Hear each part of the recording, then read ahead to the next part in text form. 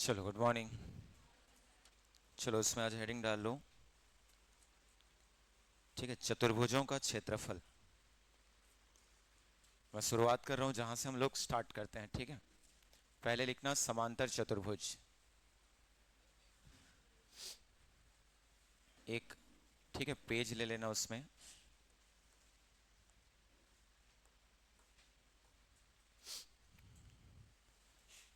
5 भाग में इसको बांट करके रखे रहना। ठीक है, पहले में लिख लो समांतर चतुर्भुज।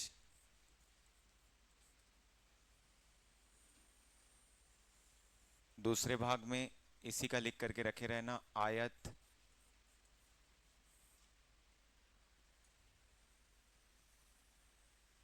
तीसरे भाग में इसी में लिख करके रखे रहो वर्ग।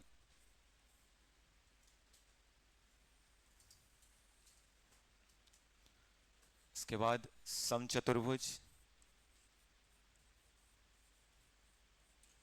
मैं बस एक फॉर्मूला लिखने का तरीका बता रहा हूँ। ठीक है, एक एक करके हम लोग देखेंगे इसको। फिर उसके बाद बात आती है किसकी? समलंब चतुर्भुज। तो ये 5 आपके सिलेबस में है। ठीक है, इन पांचों को अच्छे से क्लियर करके रखना। तो हम लोग जब इनके लिए लिखते हैं, ठीक है, सबसे पहले तो लिखो आकृति। इनकी आकृति कैसी होती है? ठीक, तो समलंब के लिए हम लोग जानते हैं कि आमने सामने की भुजा क्या होती है?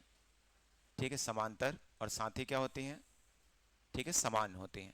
लिखते हैं ऐसा। तो इसको ध्यान देते चलना। दोनों जोड़ा इसमें क्या होता है? ठीक है, समांतर होता है। इसको हम लोग क्या बोलते हैं? समांतर चतुर्भुज। ठीक, अब आयत में हम लोग पढ़े थे ऐसा समांतर चतुर्भुज जिसके प्रत्येक कोण क्या होते हैं? ठीक है, समकोण होते हैं, 90 डिग्री होते हैं। इसको भी आप लिख सकते हो कुछ इस तरीके से। यहाँ भी ये प्रॉपर्टी कभी छूटेगा नहीं। ठीक है, ये हमेशा पैरेलल रहेंगे। ठीक, दूसरा चीज हम लोग क्या पढ़ते हैं? आमने सामने की भुजा या सम्मुख भुजा समान होती है। ठीक है, अब इसको क्लियर करके रखोगे। लेकिन यहाँ पे सारे कोण कितने डिग्री के रहेंगे? 90 डिग्री के। लिखते हैं ऐसा। ठीक, इसके बाद यदि हम लोग वर्ग की बात करें तो वर्ग में भी हम लोग क्या पढ़ते हैं? तो ये भी एक समांतर चतुर्भुज है, लेकिन इसके प्रत्येक भुजा समान होते हैं। ठीक है, साथ ही क्या होते हैं? ठीक, प्रत्येक कोण समकोण होता है। ठीक है, यहाँ पे सभी भुजाएं समान होती है ना, ध्यान रखना। और सारे के सारे कोण क्या होते हैं? ठीक, समकोण होते हैं, 90 डिग्री होते हैं। यदि हम लोग सम चतुर्भुज की बात करें तो यहाँ पे बस इतना बोलते हैं कि ये एक समांतर चतुर्भुज है जिसकी प्रत्येक भुजा, ठीक है, समान होती है। यहाँ पे कभी भी कोणों के बारे में हम लोग नहीं बोलते हैं। तो ये क्या हो जाएगा? ए, बी, सी और डी। ठीक, ये सभी भुजाएं आपस में कैसी होती हैं? समान होती हैं। यदि हम लोग समलंब की बात करें तो ये चारों से हटके होता है। ठीक है, यहाँ पे केवल एक पेयर क्या होता है? ठीक, समांतर होता है, जबकि दूसरा पेयर समांतर नहीं होता है। ठीक है, इसी का एक भाग में आप लोग को बोला था कि जरूरत पड़ने पर हम लोग उसको पढ़ेंगे समद्विबाहु समलंब चतुर्भुज। समद्विबाहु समलंब चतुर्भुज में शेष दोनों भुजाएं आपस में क्या होती हैं? समान होती हैं। तो पहले आप इस तरीके का क्या पढ़ते हो? एक डायग्राम पढ़ते हो कि कौन कौन सी आकृति कैसे कैसे होती है। इनमें से दो आकृति देखो सीधी रेखा में होती हैं, जैसे एक आयत और एक कौन सा है? वर्ग है। और यदि हम लोग बात करें तो समांतर और समचतुर्भुज, ठीक, ये दोनों कैसी होती हैं? झुकी हुई होती हैं। वो तो आपका अलग ही है। ठीक है, उसकी बात ही अलग करते हैं। ठीक, अब उसके बाद देखो इनमें क्या क्या होता है। तो सबसे पहले बात आती है परिमाप की। ठीक है, पहले हम लोग क्या करते हैं? परिमाप। तो परिमाप पढ़ चुके हो, ये क्या होता है? तो एक शब्द में बाह्य बाह्य भुजाओं का योग लिखते हैं।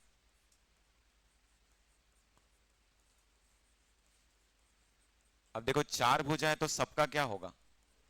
क्या होगा? A B plus B C plus C D plus D, है ना? इसको आप पूरा लास्ट तक वही लिखोगे। क्या क्या? A B plus B C plus C D plus D है। लेकिन कुछ भागों में स्पेसिफिक इनका क्या होता है? ठीक, परिमाप होता है। जैसे मान लो मैं आपको बोलूं कि ये साइड्स की वैल्यू क्या है? ए है, तो ये दोनों समान होते हैं, दोनों ए हो जाएगा। इसकी बी बोलो तो ये भी क्या हो जाएगा? बी। सिमिलर क्या होगा? यहां भी हम लोग लिख सकते हैं कि ये दोनों भुजा ए, तो ये दोनों भुजा क्या होता है? बी। लिखते हैं ऐसा। लेकिन जब इनकी बात करेंगे, ठीक है, तो यहां सभी भुजा क्या होते हैं? ठीक, समान होते हैं।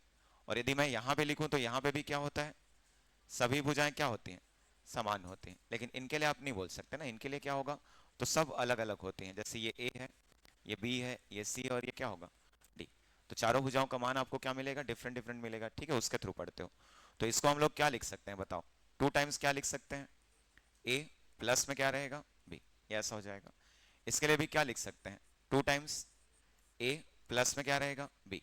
बाकी हमेशा ध्यान दोगे A B plus B C plus C D plus D है, ये क्या हो जाएगा, तो फोर टाइम्स क्या रहेगा, ए। ठीक है, सिमिलर यहाँ पे क्या होगा, तो फोर टाइम्स क्या लिखेंगे, ए। और यहाँ यदि जरूरत पड़े कभी तो आप क्या लिख सकते हो, A B plus C plus D, ये ऐसा हो जाएगा। ठीक है, तो ये पहले आप परिमाप को लिखते हो कि चारों का परिमाप क्या क्या होता है। ठीक, अब परिमाप के बाद अगला चीज जो आता है, यहाँ पे हम लोग हमेशा क्षेत्रफल की बात करते हैं। ठीक है, तो जब क्षेत्रफल की बात करेंगे तो इनको ध्यान से पढ़ना, अलग अलग आकृति अलग अलग तरीके से लिखे जाते हैं। जैसे यहाँ पे मैं क्षेत्रफल की बात करूं, ठीक है, तो एक विकर्ण जब हम लोग खींचते हैं किस पे, समांतर चतुर्भुज पे, तो विकर्ण में बोला आप लोग को कि ये समद्विभाजित करता है, पढ़े थे ऐसा कि यहाँ से एक विकर्ण यदि मैं खींचता हूं तो ये विकर्ण इसको दो समान भागों में क्या करता है, ठीक बांट देता है, दोनों क्या होते हैं, सर्वांगसम होते हैं। तो देखो यहीं पे यदि आप इस चीज को समझते हो तो दो ट्राइंगल आपको मिलेंगे, एक कौन सा, ए डी और सी, एक कौन सा, ए बी और सी। यदि मैं यहां पे बात करूं तो ए से लेकर के सामने भुजा तक की जो लंबाई होती है, ये इस समांतर चतुर्भुज की भी ऊंचाई होगी और इस त्रिभुज की भी क्या होगी, ऊंचाई होगी।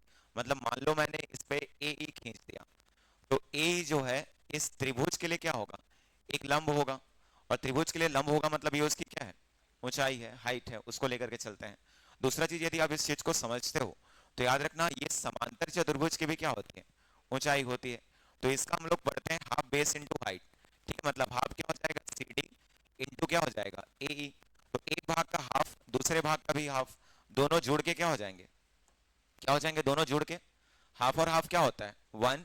तो हमारे पास बेस बचेगा और हमारे पास हाइट, इसीलिए इसको लिखते हैं कि एक समांतर चतुर्भुज दो समान त्रिभुजों से मिलकर के बना होता है और दोनों का, ठीक है, क्या चीज, तो वहां पे लिखना क्षेत्रफल जो है वो क्या होता है, समान होता है।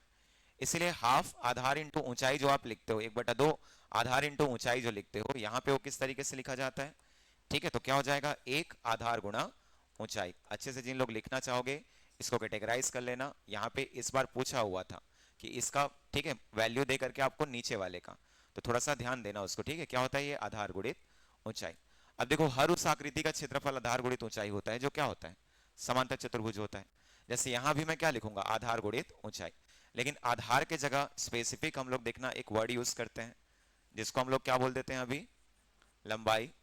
और ऊंचाई के जगह हम लोग यूज कर लेते हैं क्या, ठीक है, चौड़ाई। तो इसीलिए आधार गुणित ऊंचाई ना लिख करके हम लोग यहां पे क्या लिख जाते हैं, ठीक है, लंबाई गुणित चौड़ाई। अब देखो यहां भी वही चीज होना चाहिए, क्या लिखेंगे हम लोग, लंबाई गुणित चौड़ाई। लेकिन यहां पे लंबाई चौड़ाई दोनों समान होते हैं, इसीलिए इनको यहां क्या बोल दिया जाता है कि ये सभी क्या है, भुजा है, ठीक है, साइड्स हैं। इसीलिए क्या हो जाएगा यहाँ पे, भुजा इंटू भुजा, मतलब हम लोग क्या लिख सकते हैं इसको, तो भुजा का स्क्वायर लिख सकते हो। ठीक, उसी को आप लिखना चाहो तो लंबाई गुणित चौड़ाई या आधार गुणित ऊंचाई भी लिख सकते हो, वही चीज है, बस स्पेसिफिक उसका नाम होता है, इसीलिए हम लोग उसको क्या लिख देते हैं, भुजा का वर्ग। अब देखो अगला जो सम चतुर्भुज है, इस सम चतुर्भुज को अच्छे से क्लियर करके रखना, ये ऐसा चतुर्भुज है जो अपना क्षेत्रफल अपने विकर्णों से देता है।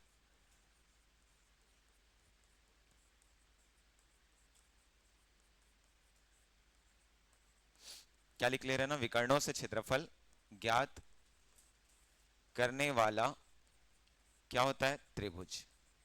तो इसको आप अलग से क्लियर करके रखोगे, ठीक है, मैं डेरिवेशन बताऊंगा जब इसको हम लोग पढ़ेंगे। तो हाफ पहला विकर्ण और इनटू होता है दूसरा विकर्ण।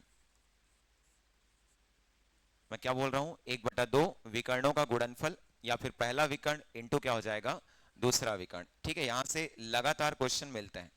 ठीक है, विकर्ण के बारे में बता चुका हूं कि कहां पे क्या समान होते हैं, ठीक, कैसे समद्विभाजित करते हैं, कितने डिग्री पर काटते हैं, ये सारी चीजें हम लोग पढ़ चुके हैं। ठीक है, तो क्या होता है, half D one into D2, diagonal first into क्या होता है, डायगोनल सेकंड।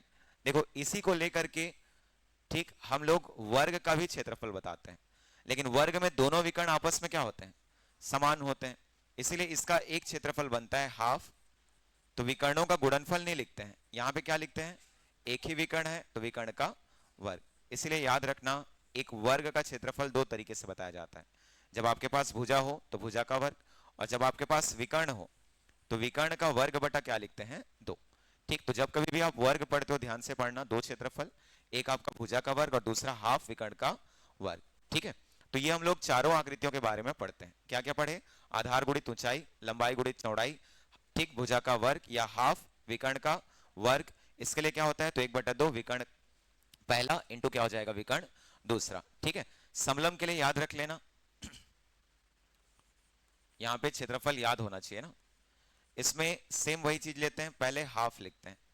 ठीक, यहां पे देखो आधार के जगह में इसमें माना जाता है कि यहां पे कितने आधार होते हैं, दो, इसलिए इसको लिखते हैं समांतर भुजाओं का योग।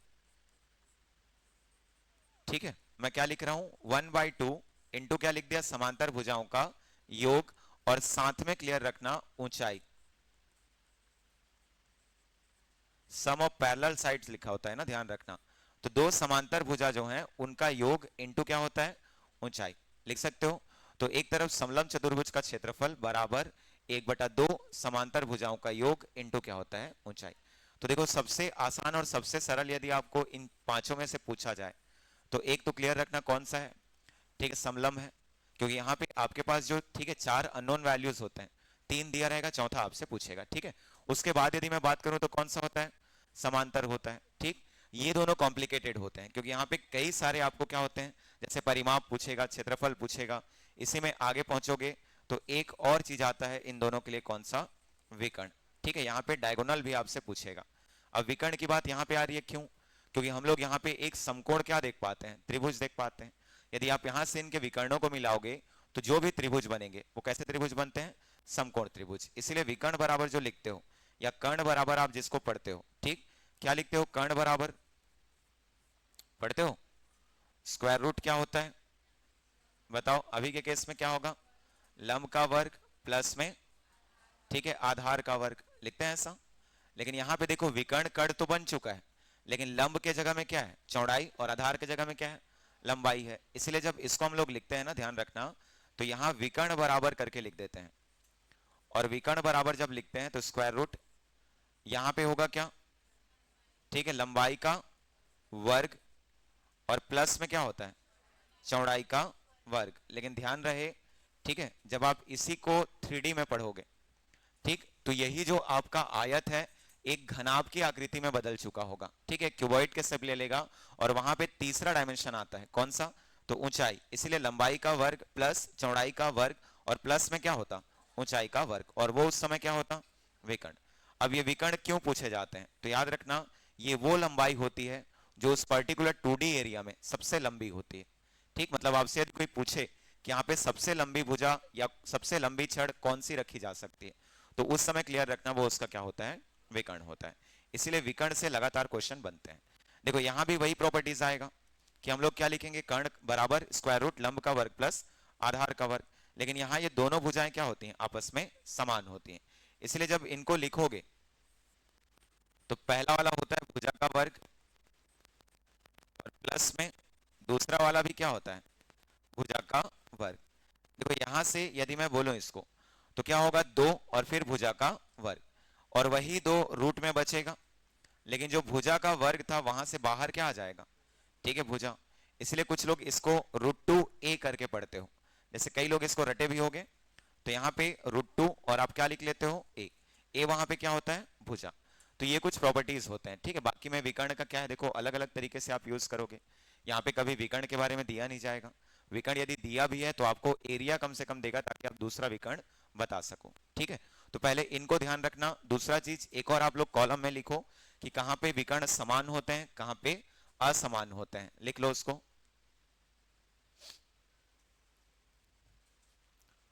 पहले उसमें लिखना अच्छे से, ठीक है, विकर्ण कहाँ पे समान होते हैं, विकर्ण कहाँ पे असमान होते हैं।